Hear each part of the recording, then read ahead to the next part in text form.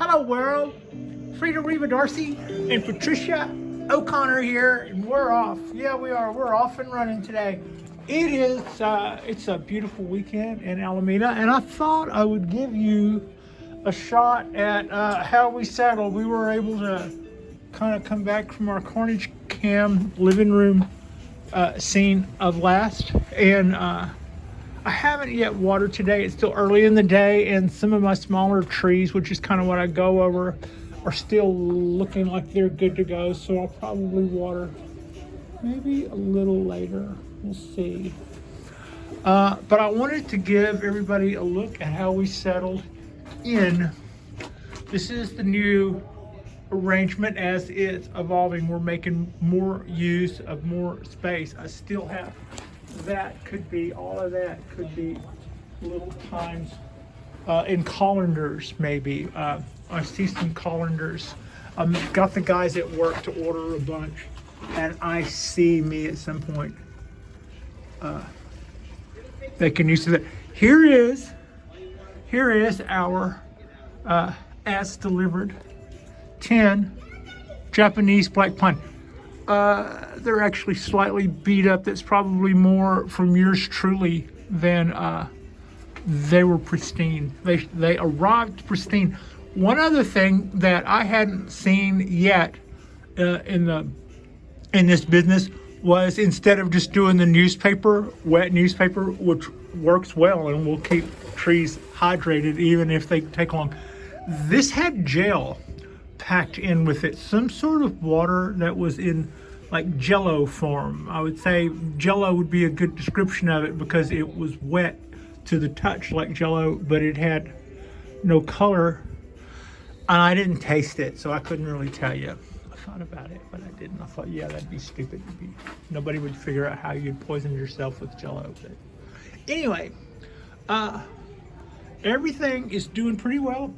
I decided to give a little bit of attention, perhaps negative attention, to my lemon cypress. I've actually got a shape in that I kind of dig now. If it hangs out at that and we get that tree, this could be cool. That was a free tree that I found after my lift job. I brought like 3 different rides one night home from Christmas parties, and the next day when I got in the car, there was a lemon cypress done up like a Christmas tree rolling around on the back floorboard. It didn't make it home with somebody, so I ended up going, well, now I own a lemon cypress. So I thought that was, I can kind of see it. I've been treating this tree like a bastard child for a long time. It took me forever to actually put it in a pot, but anyway.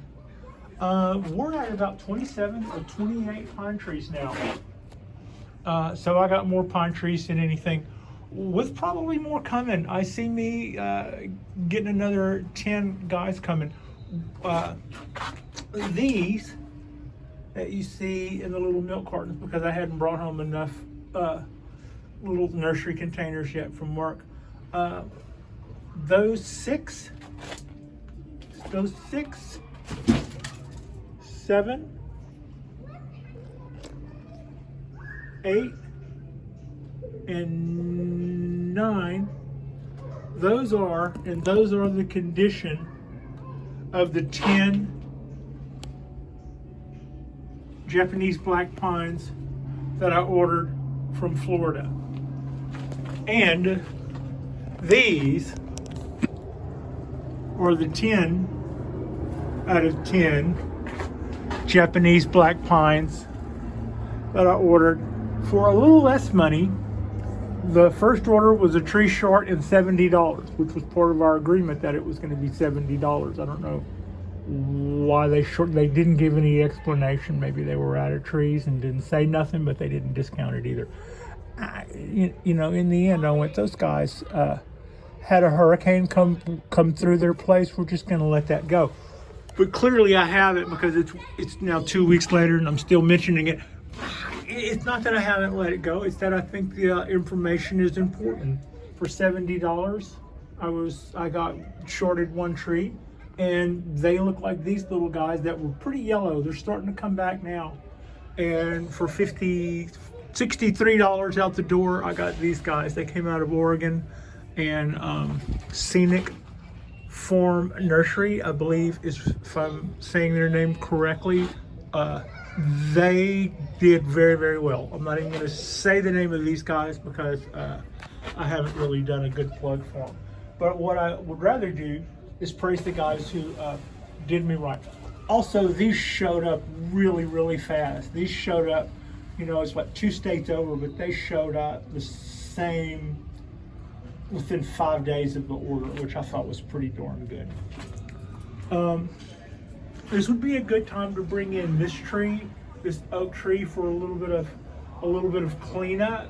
I'll probably do that tonight.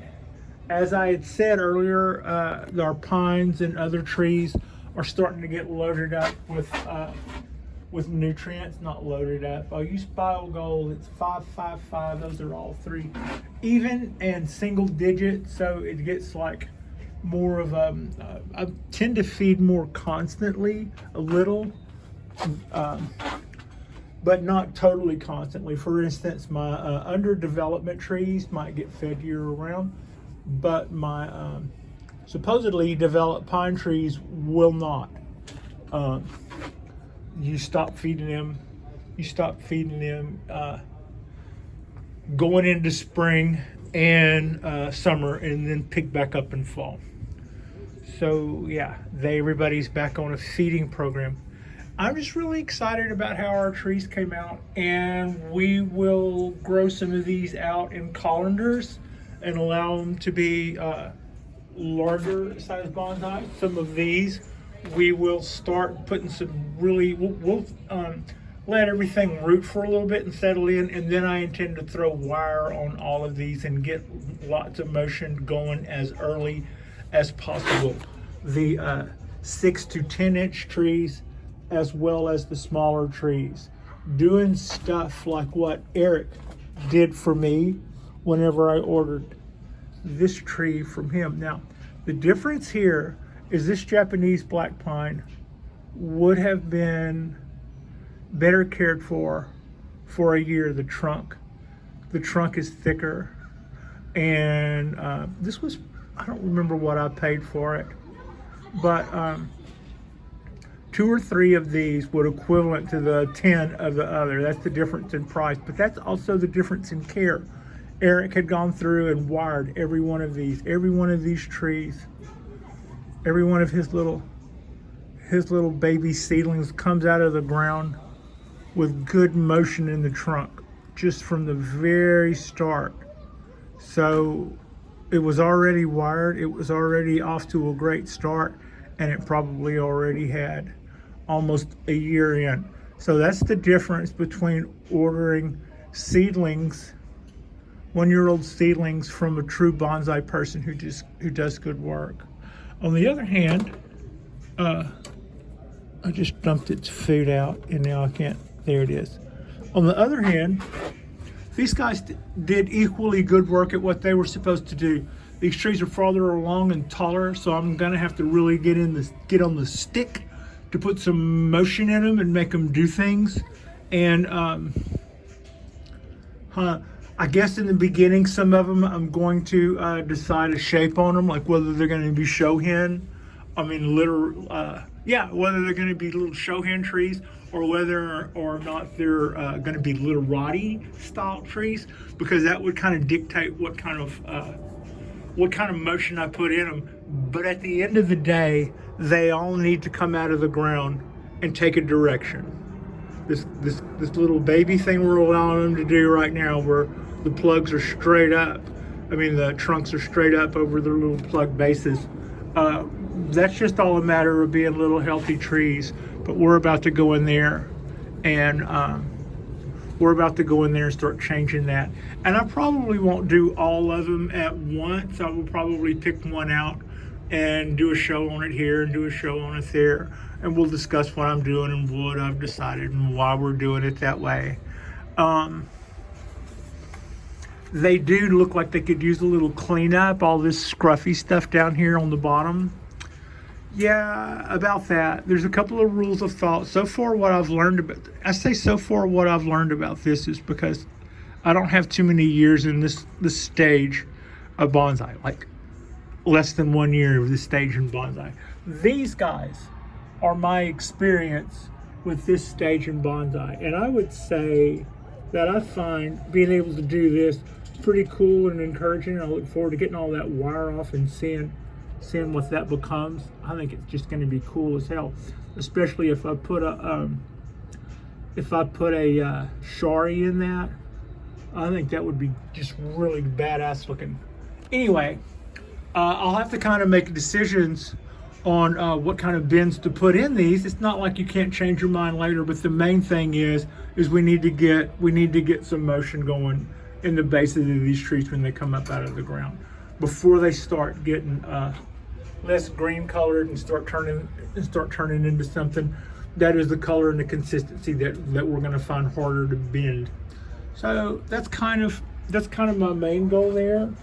And otherwise, it's pretty warm for fall, but all the trees are happy and healthy, and they're still putting out stuff. That's kind of why tonight what I have to do is I have to rotate this ponderosa out of my way a little bit to grab this oak. But grab this oak I will.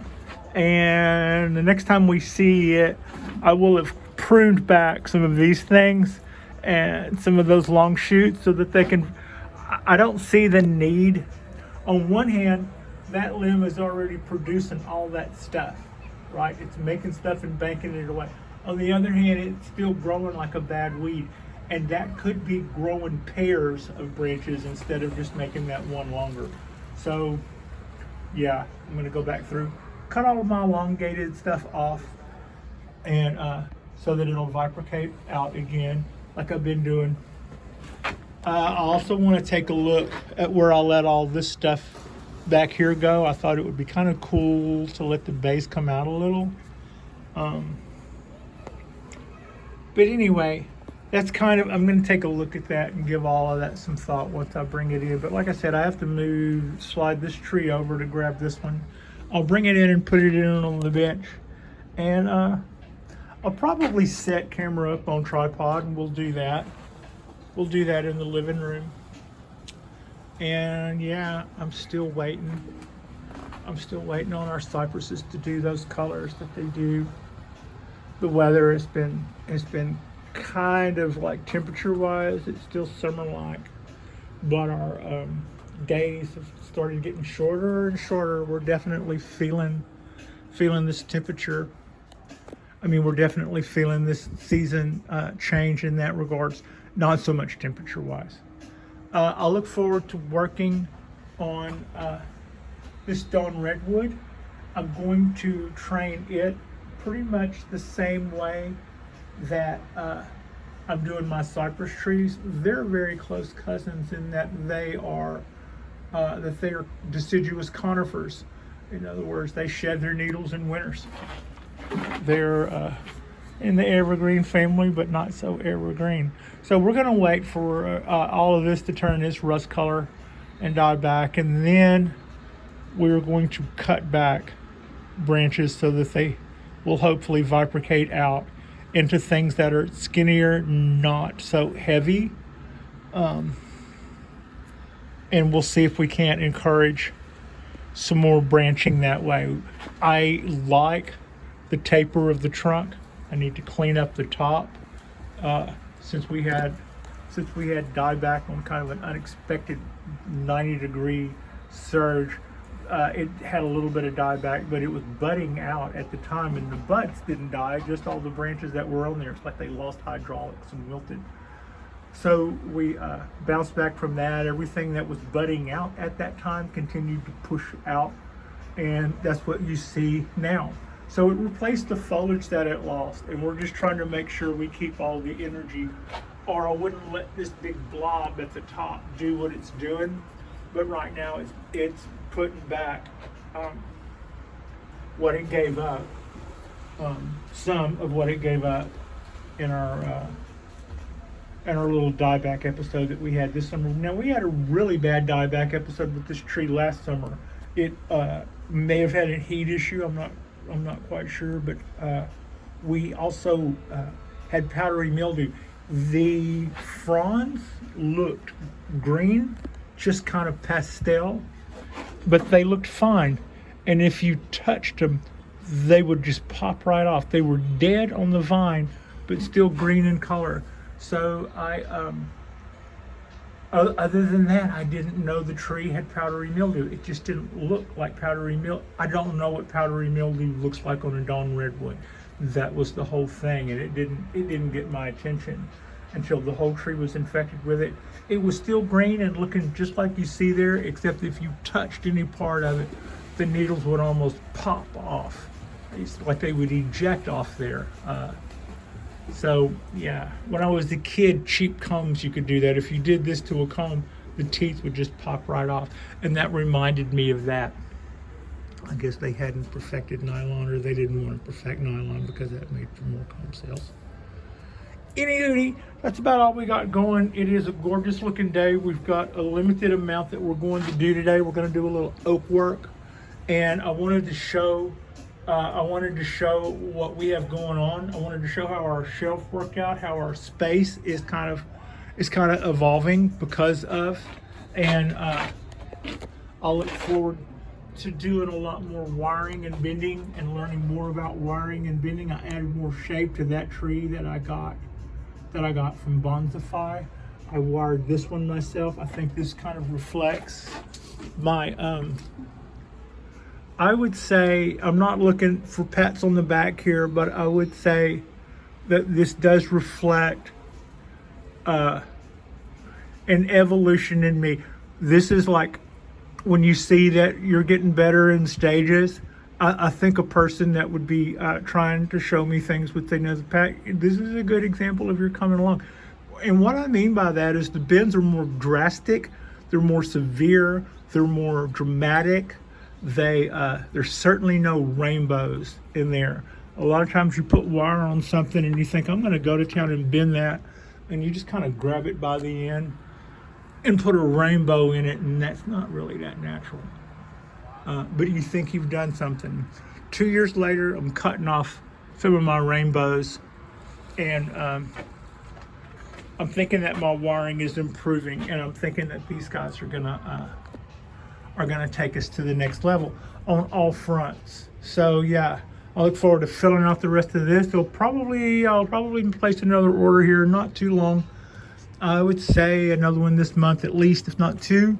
And it looks to me, I think if I just had this completely blocked off here, that we're still gonna get, you can still see that's in all kind of light, both from the lights and from the sky. So I would say that this is probably really good to go here as far as another round with another 20 trees that could fit here, and another 10 trees that could fit here. So we could have like 40 trees up here. 40 trees per rack, and then another 40 down there. And then the bottom rack, I think, kind of gets flagged off. But I don't think we need that many either. But I do have a fluorescent I could zip tie to the bottom of that, a grow light fluorescent, and I could probably kick that up enough for seedling. So we could add that 40 to that if we felt like we needed to. We have that if we need it. That could also be storage. Also, I need to scoop up all of that vermiculite and at least put it in my cement tub to mix with all the other substrate that didn't get used enough to get cast away. All our pines are looking really, really happy. People are starting to say nice things about my Japanese black pine. It's good to hear because you should have seen it when I got it. Yeah, I don't really have anything to brag about here. It's coming back, and hopefully, I'm not lazy, but I don't want to go to a lot of trouble to do the wrong thing, and that kind of caused me to to lay off the hands-on approach with this to a point to where it cost me in the end, and we're coming back from it now. But I love my Japanese black pine. All of my Japanese black pines. Actually, I just have to say, like I'm a mom, I love all my trees. That's just the way that goes. The ones that are old, little rotty bonsai, and the ones that are teenagers in training. Yeah. Like and subscribe if you guys hadn't already. Ring that little bell, kind of click it black so that you'll get notifications when we're dropping more videos. I'll probably do, I've got a little bit of leisure time going on this weekend, so like I said, we'll probably video our work tonight on that oak tree, and then who knows, for Sunday we may take a pine and start adding some more to it. It would be a good time to start doing that just as soon as I think they can handle it. They probably already can. They looked really good when they came in. I can't say that enough. Those guys really hit the mark. Thank you so much for watching. I hope you have yourself a fabulous weekend. Bonsai, yeah, you can do bonsai.